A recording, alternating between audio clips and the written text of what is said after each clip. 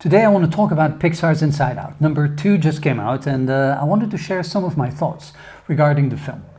While the first Inside Out film was praised for its relatively accurate depiction of emotions and their interactions, with psychology consultants being hired apparently, well, I remember being upset after I saw the first one, and the second one left me also frustrated. I know that the film is obviously a work of fiction, a metaphor of what's going on up there. But even then, to me, what we're being shown is not even close to what's really going on. And that in itself is not so much an issue, unless you frame it as being an accurate depiction, which they did, and which it's not.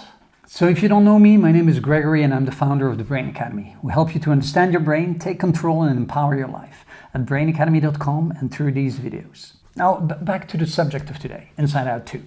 Well, look, I'm not going to go over everything that's being misrepresented. Some of it is just done for humoristic purpose, such as the sarcasm and the big dark secret or the imaginary friend in the first one.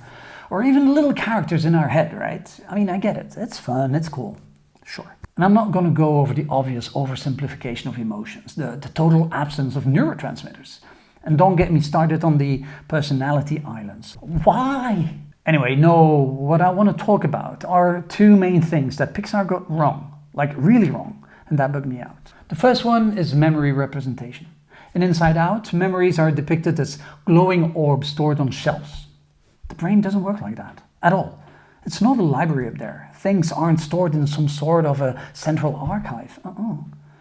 One way to describe what's going on, and it's an image I love, is like having a blender without the lid on. You know what happens when you turn it on, right? You end up with the content of your blender all over the room. Well, that's pretty much what happens within our brain when a new memory is formed. Bits and pieces of the memory are stored all over our brain, depending on the memory itself, what you were doing, the associations made, the senses involved, etc. And research has shown that memories are dynamic and constantly being reconstructed every time we recall them. Memories change, we add stuff, we forget details. It's nothing like what is depicted in the film. Which leads me to problem number 2, and probably the biggest problem I have with Inside Out. What happened to the PFC, the prefrontal cortex? I mean, this part of the brain is crucial for decision-making and emotional regulation. Emotion regulation, you know, that which keeps those little guys in the film in check. So where is the PFC in Inside Out 2? Adolescence is when the PFC is supposed to be slowly but surely kicking in. Without it, we're just clueless, thrown from one emotion to the next, like adrift in a lifeboat, at the mercy of the winds and the currents, or in this case, at the mercy of whatever emotion is taking control. And sure, sometimes that does happen, for example, with an amygdala hijack. But that's the exception, not the rule. With Riley, it's mostly joy that runs the show, and in the sequel, it's anxiety who takes over. Oh, spoiler alert.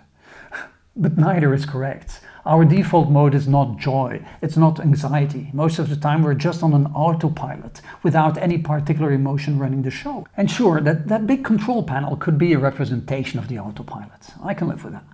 And sure, some emotions take over from time to time. But where's the PFC? I mean, that's the big difference between us and animals, right? Well, there are other things also, but that's a big one. So how can you represent our inner world without the PFC, the siege of our executive function, the one guy that can keep all the others in check? One ring to rule them all. And you don't even mention it? That's just beyond me. Now, don't get me wrong, I actually like the picture. It's enjoyable. They get a lot right as well, such as the memory consolidation during the night, or the fact that memories come linked with an emotion. I went to the movies with my girl who just turned 13 herself, just like Riley. And I guess that's the biggest contribution of the film. It gives parents a great avenue to discuss emotions with their children, especially with younger children who are struggling with emotional control. This can be a great metaphor to use with them. But also young adolescents can relate to all the changes happening and going on in Riley. But when it comes to the neuroscience of it, it left me frustrated, really. Especially because they framed it as being scientifically accurate, which it is not. If you want to learn about your brain in a scientifically accurate way and use that to your advantage in your own life, check out brainacademy.com. Anyway, Leave a like and subscribe if you want more of these videos, and tell me in the comments what your thoughts are about Inside Out 2. Brain out. Sharpen your mind.